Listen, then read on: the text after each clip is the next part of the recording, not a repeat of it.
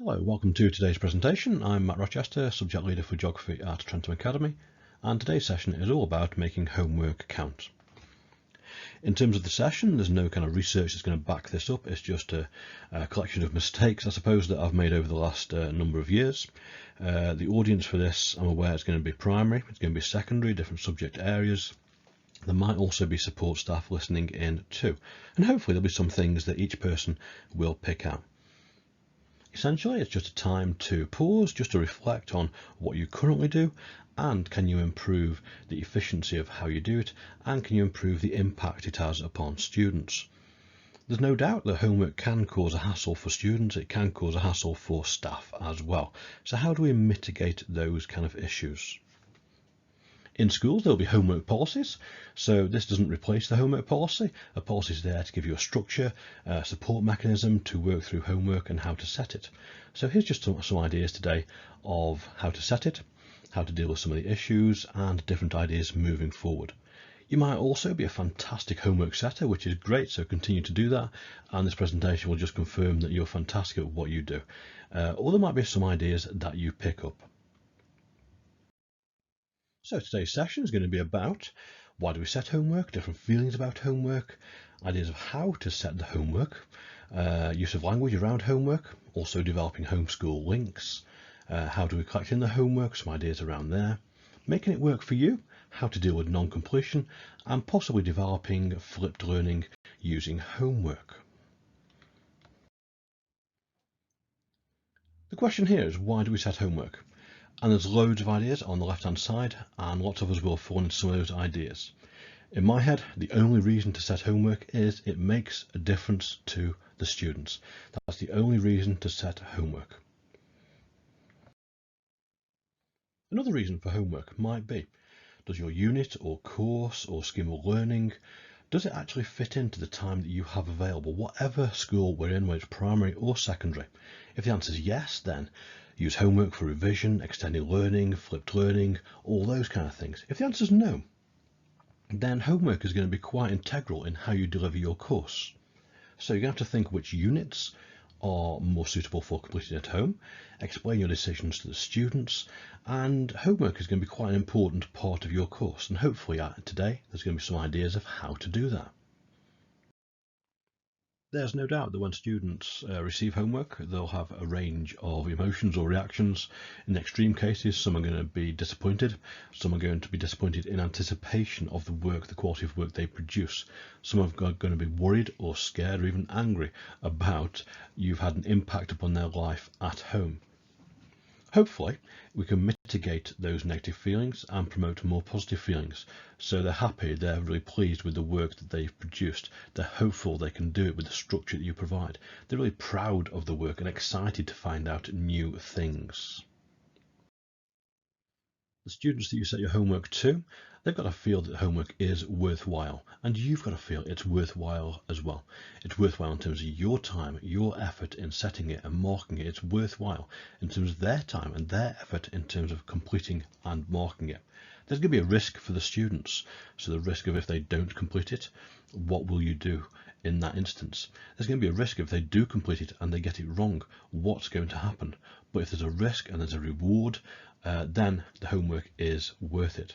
How do you communicate how you're going to support, how do you communicate those risks, and how do you support the students? When we set homework, be really specific. Maybe give an expected time, so you're expected to take between half an hour and 45 minutes. Or it's a more significant piece of homework, so it's between an hour and a half or 2 hours. Or it might be just finding out a fact or two, in which case it's between maybe 5 minutes and 10 minutes, so the students know what kind of time to spend on the piece of homework.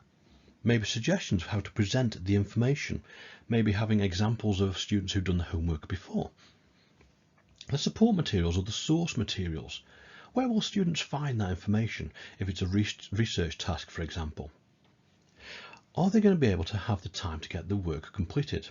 Depending on timetables and how that works, ideally don't ask for the homework to be in the next day. Immediately the students are on the back foot. So giving 3, 4, even 5 days to complete the homework, or a longer project, an even longer period of time. Crucially, explain the purpose for the homework. Communicate to the students why you're setting it, how it links in with the learning, how it links in with previous learning, how it links in with the long-term plan, and how it's going to benefit them in the long run.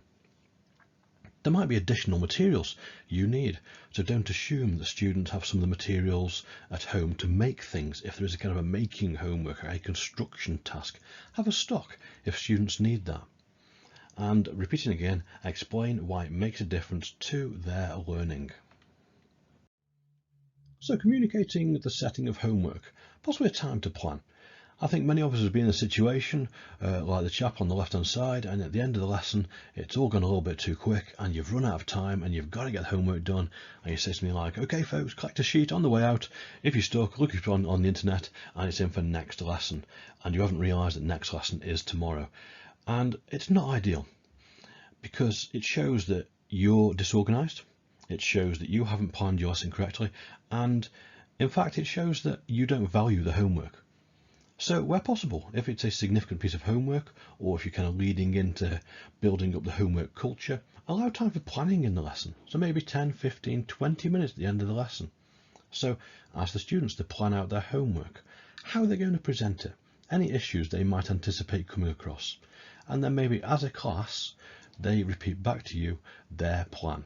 And that shows that you value it, you've taken the time to give them time to have a plan in the lesson, so hopefully they can hand in a successful piece of homework next lesson. How do we use the language around homework? So can we change it from negative language to positive language? So things like, I want it in next lesson without fail, or if you don't hand it in, I'll be keeping you behind. They're necessary at times. However, can we change that to positive language? I've looked at your plans, fantastic plans, I'm really looking forward to seeing your work next lesson. Or here's the rewards that I'll be giving out next lesson. The students know what the sanctions are going to be in every school. We've got systems for that. So focus on the positives. And if you do keep them behind the following lesson because they haven't done it, maybe dismiss the class. I don't know, the back row goes first because they've all completed their homework, and then gradually you're whittling it down to the students who haven't completed the homework. They stay behind and they get the support or the telling off, whichever you think is most appropriate.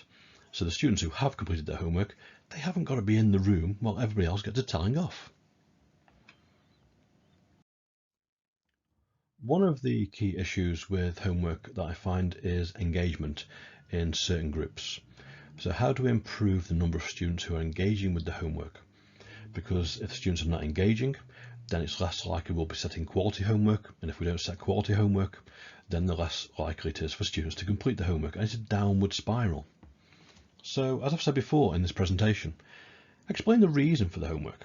Explain why it makes a difference for their learning now, explain why it makes a difference for their learning in the future, how it links together. Show that you've put some thought into the homework. Communicating that to the students will be fantastic and they will understand what's going on.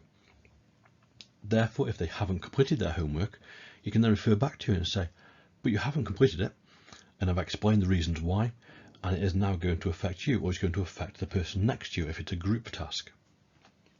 It might be when you're setting homework, you ask anybody if they might know a reason why they might not be able to complete the work, and just to hand back at the end of the lesson, just have a chat with you. And there might be all kinds of issues, maybe at home or in terms of their time management, where there might be an issue and you can probably easily solve. If you've got a class where you've got a difficulty with the engagement of homework, maybe start off with small tasks, easily achievable tasks, and tasks that have got a direct link for the next lesson. Maybe just simple research task, or maybe a little survey where they can ask people at home. And then in the lesson, you can use that homework, and then the students can see there's a value to the homework. It's added to the learning, and they'll be really positive about the fact of how much it's added to the learning. And of course, build in rewards. The nature of homework clearly is that it's completed at home. And it's a fantastic way, therefore, of maintaining links with the school and the parents and the students. So that kind of triangle going on. And if the triangle's going on, all three aspects are supporting each other, then the students are going to make progress. So sometimes in geography, we use homework to, I suppose, train the parents in ways they can support their children. We find, particularly at GCSE level, some of the complex terminology or ideas, parents can struggle to support their children. So on the right hand side there, we've got an information page at the top, and we've got a question page at the bottom. And the simple thing would be maybe something like at the bottom, the students fill in the gaps, they answer the questions. It's just a simple information page that gives the overview of the topic. And then we'll be asking for it to be signed at home. So parents are kind of confirming the student has done it. The next stage from that might be you send home one of these pages and the parents might sign it at home to say that they have verbally asked the questions. So they've engaged with their children with the homework. They could build up a pack of these at home and then revision can take place with that. In some ways it takes a little bit of pressure off the parents because they don't know how to support in some subjects their children, and also gives them an excuse to kind of converse about school as well. As I said before, always start small, maybe a quick comprehension task, maybe parents sign something, or you can even do a little survey about any subject. So first 3 things that come into your head about Shakespeare, and ask 3 different people, maybe at home or in school, if there's not 3 people at home. So building those links with parents so they can see what's going on. It doesn't have to be complex, but it is really nice if that happens.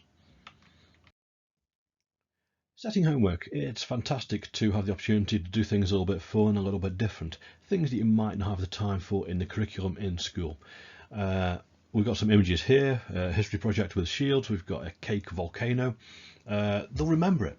Think about some of your homeworks that you did like this when you were at school. Maybe sometimes it's going to be many years ago, but you'll often remember these kind of things. Someone said to me once, students are never going to say, when they see you in the street years later, thank you very much, that was a fantastic worksheet, we loved your worksheets, Mr. Rochester. No one says that, ever. And have a think, in your subject, what are those things that students can do at home, the making things, the bringing things together, bringing it in, because when the students are coming in on those days where they've got the history project, they're all carrying shields, they're all carrying a model of a cell or a cake cell, something like that, they've built it at home. There's a bit of a buzz going on and it's great. So have a little bit of fun with homework. How do those fit in with your subject? We've talked earlier in this presentation about valuing their work. So from the student's point of view, you've set the homework, they've gone home, they've completed it, and from their point of view, if it comes back in and it's not valued, it's not marked, then they're going to switch off a little bit. So how can you acknowledge, how can you mark, how can you give some kind of reward for their homework? Maybe is there a homework task where you can design so that next lesson you can actually live mark it, they get immediate feedback and they get the kind of the rewards that are in school based on your system.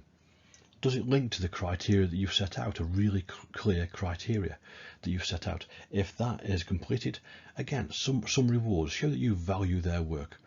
There's nothing worse for a student of spending an awful long time at home doing the work, bringing it in, and then it hardly gets looked at, or it doesn't get marked. And they might be expecting it to be marked, but you know in your head you weren't going to mark it, and that's fine too. So the second point down here we've got, if it's not going to be marked, explain the reason why, but explain this at the outset when you set the homework. Say, I'm going to collect the homework in, but it's not going to be marked. During the register, I might ask you to hold up your homework just to show that you've done it, because it's just a little bit of research. We're bringing things together, so the students are not going to feel let down that it's not marked. If you've got some marks that you're going to record, so it's a piece of homework, maybe some kind of assessment or mini test, again, be clear what the information is going to be used for. Is it going to be part of their overall termly assessment? Or if you've done that, you can get the students to mark it themselves. Again, show that you appreciate it. So when you collect it in, give merits out, all those kind of things. And if it is part of a data collection point, collect it in alphabetical order, and that'll just help you entering your data, or reverse alphabetical order so that by the time it's collected in, then all the A's are at the top and the Z's are at the bottom. So how do you make homework work for you? There's an example here of how we've made homework work for us in geography. We found there's lots of things that we're frustrated about. We wish the students knew, and this goes from year 7 through to year 11, and that's just kind of basic general knowledge. Where are places in the world? And we all know, we've all come across students who don't know the continents, or they don't know the capital cities of the UK. Now that's for us in geography. In your subject, there's going to be exactly the same. So what are those key things, the basics, that really frustrate you that the students don't know? And we've designed a bit of a booklet here. So in the center there, we've got how confident are you on? And then there's subsequent pages on each one of these and there's support videos. We use this homework over a period of 6 or 7 lessons and we can extend it as much as we want. And it helps with the basics. And we keep going back to it and it supports us in that. And we find that really useful. So in your subject, what are those things that really frustrate you that you wish the students came with, and it would really help your job if they had those bits of knowledge or those skills? Maybe think about how you can make it work for you. Here's some ideas of how to mix it up a little bit in terms of homework. Maybe the students do different tasks. There's maybe a menu of homework tasks, maybe 5, 6 homework tasks, and the students do 1 or 2 or 3, depending on your choice. Maybe it is down to ability or down to a certain group they're in. There could be group tasks, so they all do a different task within the group. Maybe you decide who does which task, maybe they decide who does which task in the group. This could also help to improve completion rates. So if they're doing it for their peers, are they more likely or are they less likely to do their homework? I think in different groups that's going to be different, but that's up to you as the professional to decide and see if the group tasks working together is beneficial. There might be a common task, and the common task maybe give them ideas of how to present the work. They choose how to present the work. Maybe it's a mind map, maybe it's revision cards if it was revision, for example. Maybe they record themselves, maybe they video themselves, and there can be all kinds of ways of presenting work. Whichever one they feel best works for them. Here's one that can be a cause for contention. So homework, finish off. So should we be setting finish off homeworks in class? So it's something to be careful about. In one way, finish off at the top, it could show that you're disorganized. You've got to the end of the lesson and effectively the students are being punished because they've got to do some homework because the teacher has not organized their lesson correctly and the teacher hasn't communicated why the homework is being set. Or you could have the finish off where the teacher is being organized. So you can maybe a lesson where drift easily occurs and the students spend far too long on certain parts of the lesson. Set the homework right at the start of the lesson and the students have the rest of the lesson to get that done.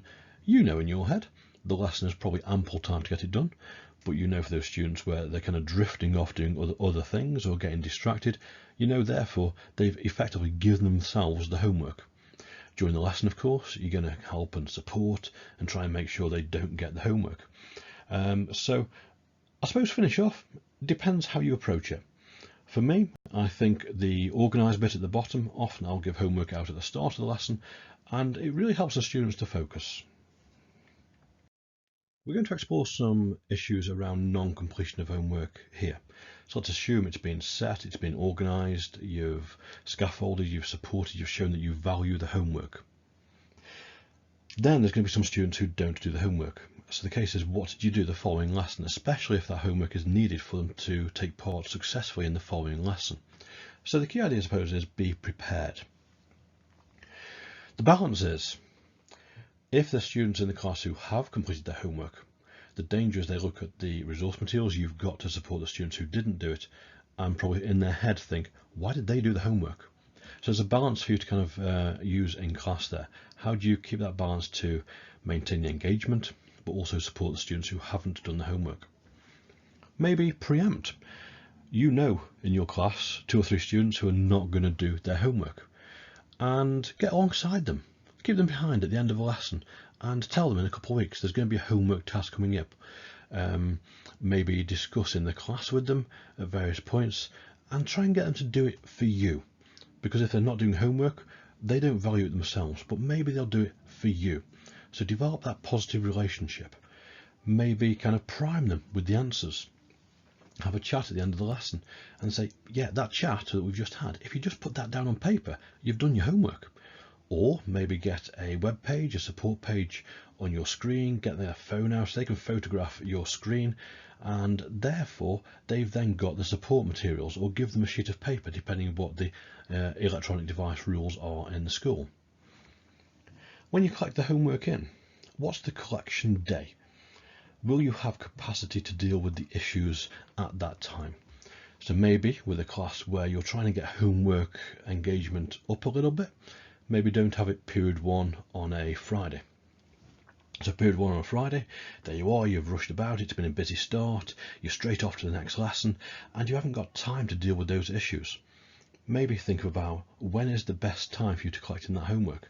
Maybe before lunch, or at the end of a day, when you've had a little bit more free time. And at the end of the day, then you can chase it up tomorrow, and you've got a chance to make the phone calls if you want to.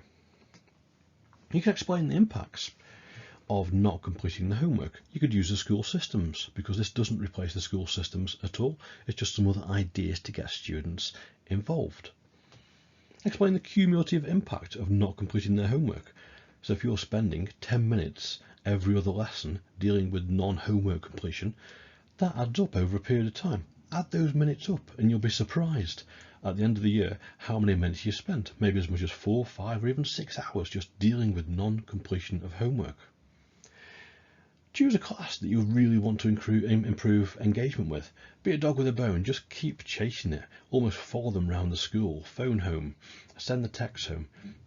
Show that you value their work and it was important for them to complete their homework. Be that teacher as the students are talking, go, oh, I've got to do my homework because it's, and then whatever your name is. Be that teacher who's going to keep chasing the homework, but of course in a supportive way, and you're going to help them with it. We're going to talk about a couple of models of how to set homework. A traditional model might be in class, you do the learning, the exposition, and then homework is the extension. Flipped learning, the homework is the learning, and then they come in class, and that's the application of knowledge. So the learning is flipped around. One of the reasons for doing this is the kind of the basics, the learning. Do the students really need us to be there when they're doing the basics? Depending on the flipped learning task, the application of knowledge, that's where your skills as a teacher really come in to point them in the direction of where they need to be. So applying their knowledge. As with everything else in this presentation, just try it out. Start small. Maybe direct them to a YouTube clip and make 5 notes. Maybe read a newspaper article that you've given to them, and that'll form the basis of the next lesson. Get them to pick out the 3 points of view or several facts. Depending what your subject is, there'll be some really simple ideas that you can use. So next lesson, you can use that material and you can show them what a positive impact them completing homework has had upon their learning and also the learning of people around them. Here's an example of something that we've done. We have a topic about Rio de Janeiro, and it's a massive topic. It could take over a term, maybe a term and a half to complete. However, we've got this down to 6 or 7 lessons because we've prepped the students. We've got some of the students who didn't complete the homework. We've got most of those on site. And we've done flipped learning through the entire topic on this area of Rio de Janeiro. Lesson 1, we'll probably look through the information page that you can see there on the right hand side. We'll explain how the homework system works, and we'll effectively do the homework in class. So we'll model how to do it. And the tasks are going to be read through the information, highlight the data, pick out the place names, make some notes on the short questions, the ones that are in the blue boxes, and then there's going to be a quiz.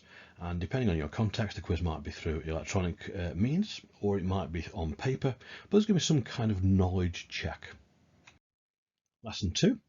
When they come in, the next lesson, they've got some knowledge, so they know about what Rio de Janeiro is like. And using that, we can then look at some extended questions.